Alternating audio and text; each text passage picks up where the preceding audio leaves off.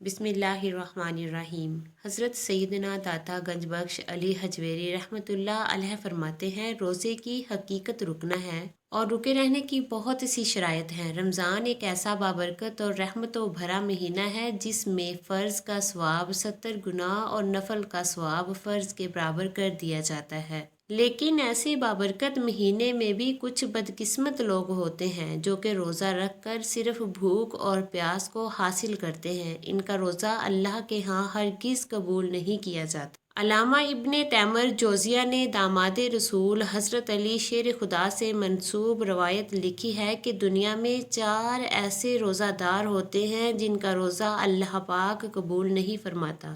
ناظرین گرامی، حضرت ابو ہریرہ سے مروی ہے، رسول اللہ صلی اللہ علیہ وسلم نے فرمایا، جو ماہ رمضان میں ثواب کی نیت سے راتوں کو عبادت میں مشغول ہو جائے تو اس کے پچھلے تمام گناہوں کو اللہ تعالیٰ معاف فرما دے گا۔ یہاں ثواب کی امید رکھنے کا مطلب یہ ہے کہ عبادت صرف اور صرف اللہ کی رضا حاصل کرنے کے لیے کی جائے۔ یہ عبادت شہرت حاصل کرنے کے لیے نہیں ہونی چاہیے، لوگوں کے سامنے تھکا ہوا نہیں ہونا چاہیے۔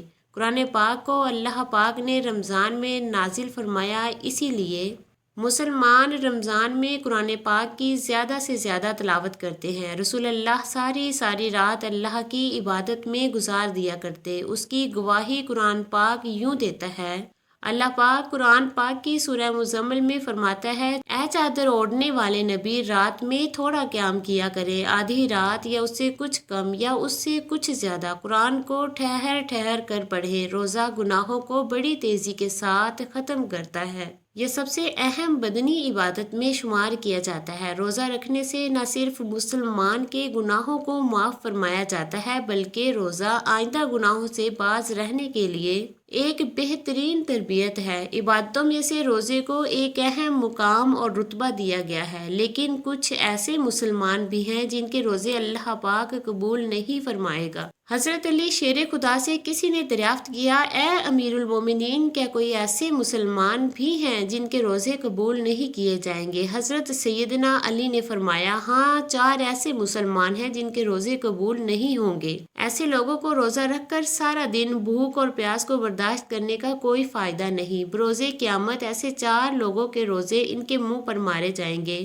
پوچھا گیا، اے علی، وہ کون سے 4 لوگ ہیں؟ حضرت سیدنا علی نے فرمایا، نمبر 1، اپنے شوہر کی نافرمان بیوی کا روزہ کبھی قبول نہیں کیا جاتا جب تک وہ سچے دل کے ساتھ توبہ نہ کرے۔ حضرت علی شیر خدا کو اللہ پاک نے بے شمار علم سے نوازا۔ یہی وجہ ہے کہ رسول اللہ نے فرمایا، میں علم کا شہر ہوں اور علی اس کا دروازہ۔ چنانچہ حضرت علی نے فرمایا کہ جس عورت کا خاوند اس سے ناراض ہو تو اس عورت کا روزہ قبول نہ ہوگا۔ سارا دن بھوک اور پیاس کے علاوہ اس کو کچھ حاصل نہیں ہوگا۔ نافرمان بیوی کا روزہ اللہ کے ہاں اس وقت تک قبول نہیں ہوگا جب تک کہ وہ سچے دل کے ساتھ توبہ نہ کرے۔ قرآن پاک میں اللہ پاک یوں فرماتا ہے، اس کی نشانیوں میں سے ہے تمہارے جن سے تمہاری بیویاں پیدا کی گئیں تاکہ تم آرام پاؤ، اس نے تمہارے درمیان محبت اور ہمدردی پیدا کی۔ یقیناً غور و فکر کرنے والوں کے لیے اس میں بہت زیادہ نشانیاں ہیں۔ قرآن پاک کی سورہ نساء آیت نمبر 23 میں، جس کا ترجمہ کچھ یوں ہے، مرد عورت پر حاکم ہے اس وجہ سے کہ اللہ نے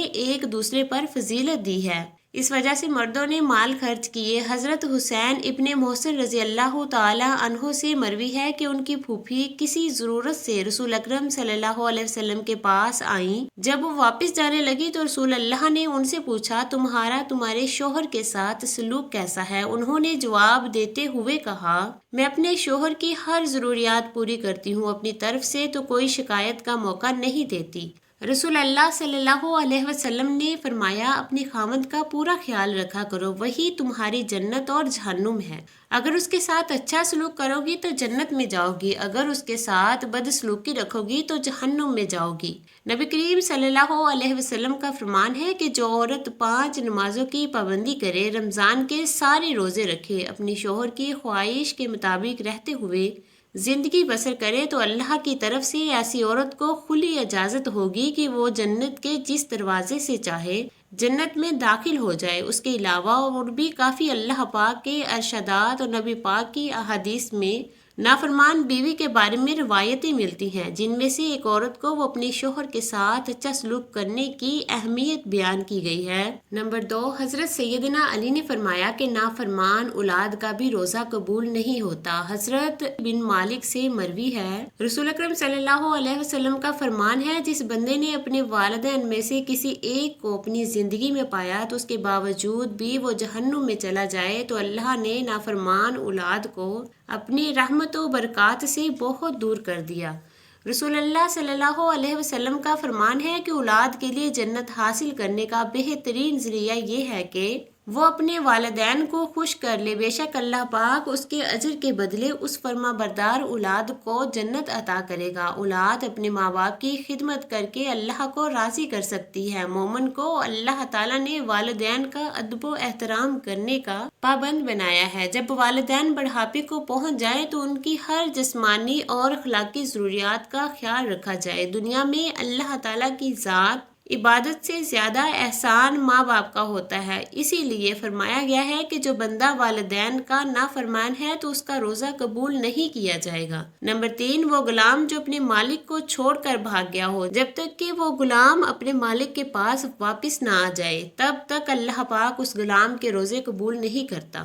نمبر 4، حضرت سیدنا مولا علی کا فرمان ہے کہ جو بندہ اپنے امام کی اطاعت نہیں کرتا، اس کا نافرمان ہے تو اس کا روزہ بھی قابل قبول نہیں۔ حضرت ابو ہریرہ سے مروی ہے کہ رسول اللہ کا فرمان ہے، جس نے میری اطاعت کی اس نے اللہ کی اطاعت کی، جس نے میری نافرمانی کی اس نے اللہ کی نافرمانی کی۔ قرآن پاک کی سورہ نساء آیت نمبر 59 میں اللہ پاک کا ارشاد ہے، رسول اکرم صلی اللہ علیہ وسلم کی اطاعت کے بعد امام وقت کی اطاعت کے بارے میں یوں حکم دیا گیا ہے کہ اے ایمان والو، حکم مانو اللہ کا، حکم مانو رسول کا اور ان کا جو تم پر حکومت والے ہیں۔ قرآن مجید اور حدیث محمدی میں ہے کہ رسول اکرم کی اطاعت کے بعد تم پر امام امیر جو حکومت کر رہا ہو اس کی اطاعت کرنا بھی لازم ہے۔ حدیث مبارکہ کے آخری حصے میں یوں بیان کیا گیا ہے، جس نے اپنے امیر کی اطاعت کی اس نے رسول اکرم کی اطاعت کی، جس نے اپنے امیر کی نافرمانی کی اس نے میری نافرمانی کی۔ محترم ناظرین، اللہ پاک نے ہم پر رمضان کا مبارک مہینہ اس لیے نازل فرمایا